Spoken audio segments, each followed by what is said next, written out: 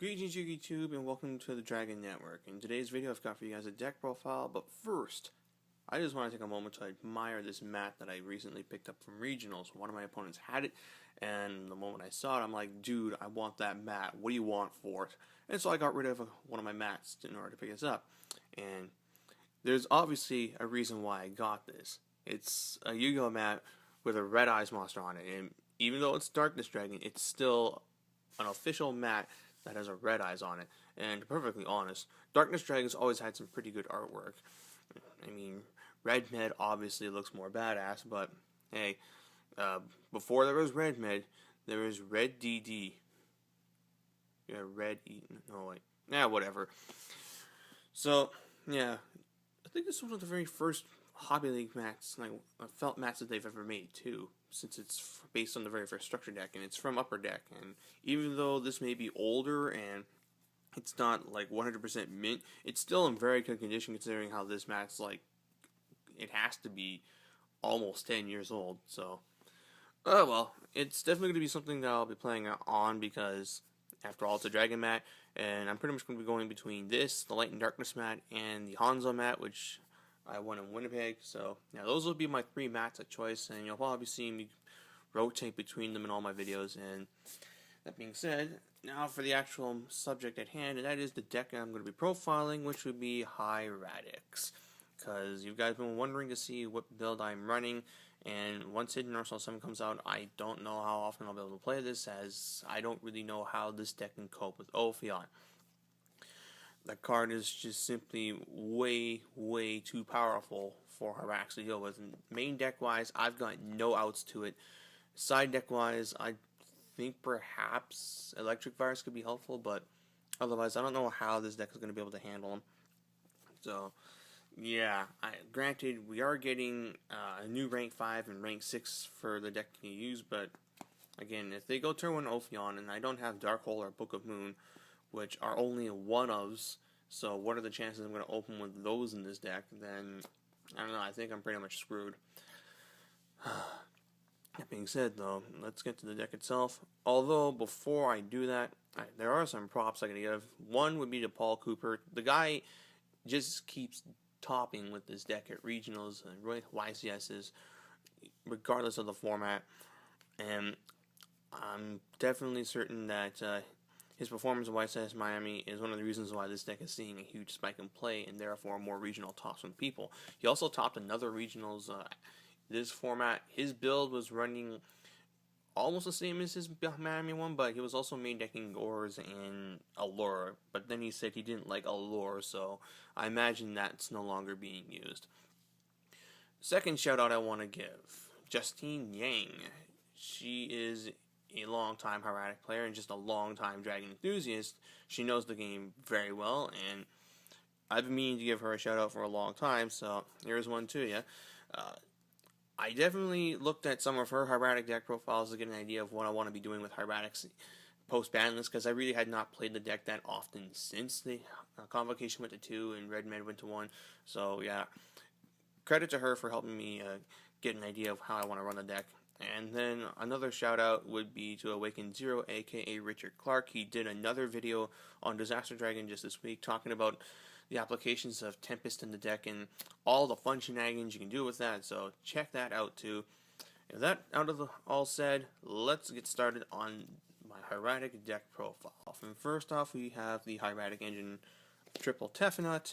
He is your Cyber Dragon. When you special summon it, it can't attack the turn, blah blah blah blah. You guys know what these things do. I spent a whole 20 minutes talking about them once before, and Hieratics are pretty straightforward with what their monsters do. It's just opponents just don't really know how to play against them, or more importantly, how to side deck against them. And that's why they always seem to do well at regionals and YCSs, at least in the case with Paul Cooper, because people just don't know how to properly play against the deck. Yes, there's Max C, but a good Hieratic player knows when to push through a Max C, in particular thanks to one particular card after you go through all your plays, and that would be Quackamiru Drago. You drop a Quackamiru Drago after doing all your combos, which involve Red Med, and then you just proceed to troll them because they can't use those Trag and Gores that they drew off of Max C. Valor, on the other hand, that kind of hurts, but you can somewhat play around Valor. So, yeah. Those are your Hieratics. These are your other dragons that you summon, and then you've got your Vanillas. I'll talk about the Vanillas in a bit, but yeah, Red Eyes is used to summon the monsters that you need to continue your combo. Quackamy Drago helps you not lose the Dragon Gores, and then these are the guys you summon off of being tributed. Luster Dragon, Wattail Dragon.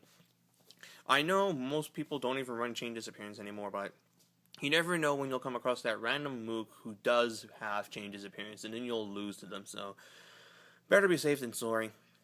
Although I have noticed that some Japanese builds are starting to run 2 Luster Dragon and 3 Tempest the Wind Incarnate Dragon, or the Elemental Dragon of Cyclones. They're running triple Tempest in double of these, and they're also running triple Redox along with their 3 card cars, and in some cases I think they're also running Maxi and Swift Scarecrow.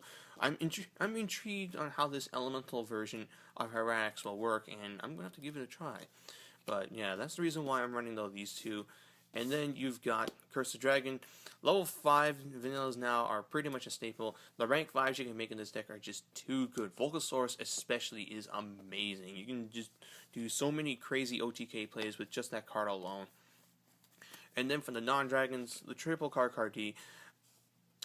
I really don't like saying this, but this card is required for the deck to be good. You can try and do Chaos Hieratics, but it's just not near as good as a pure OTK build, and you need the card Ds for it. I know it's an expensive investment, but there are several really good decks that benefit from having card Ds in it, like Elemental Heroes, Wind-Ups, Dino Rabbit, Thunders, and several upcoming strategies all benefit from card D.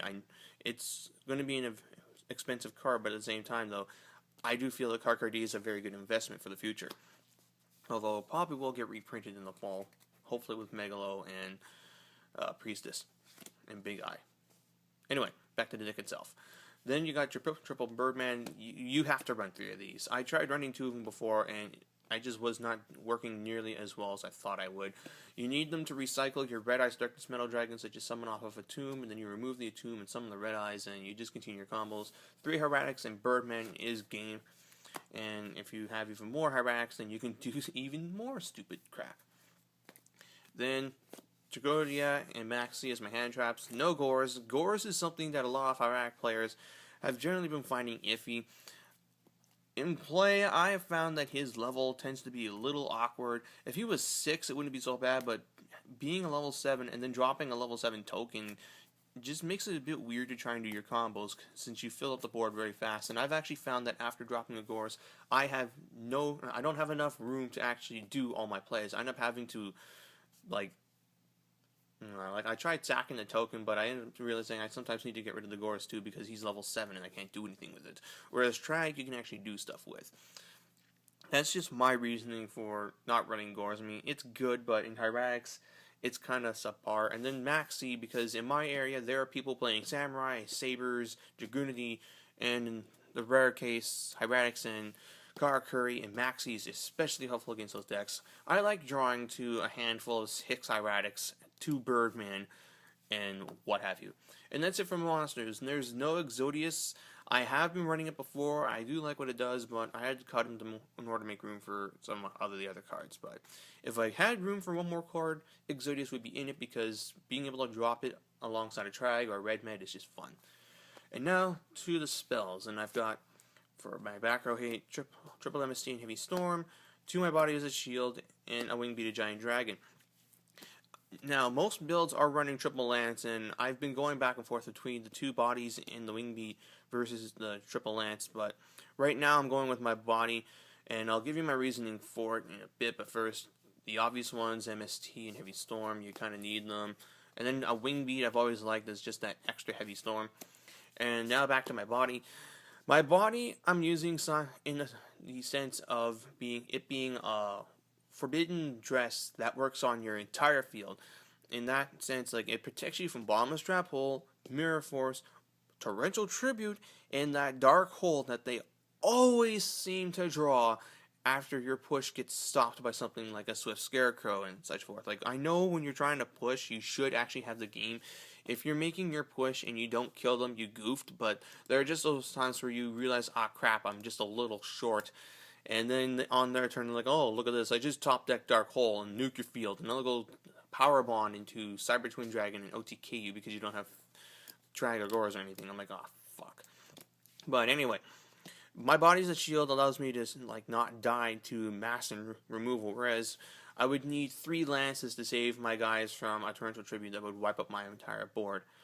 At least that's what my reasoning is. I've also used my body as a shield to actually save my guys from things like bear.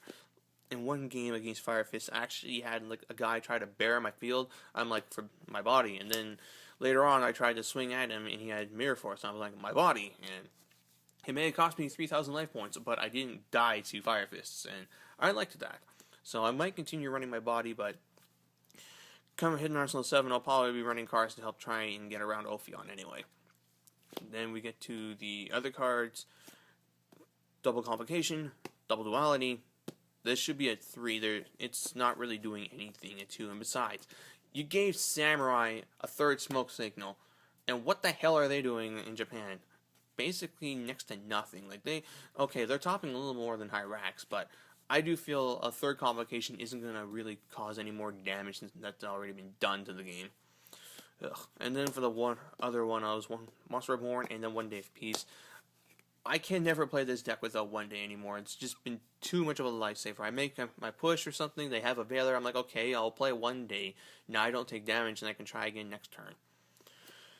That's it, on to the extra deck. And we've got your triple Tomb and triple Thunder Charger.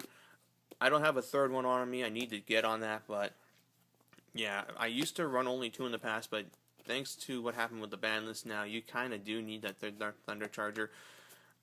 And then you've got your birthday candle, big candle of death, and yeah, this is a really dumb censoring, but whatever.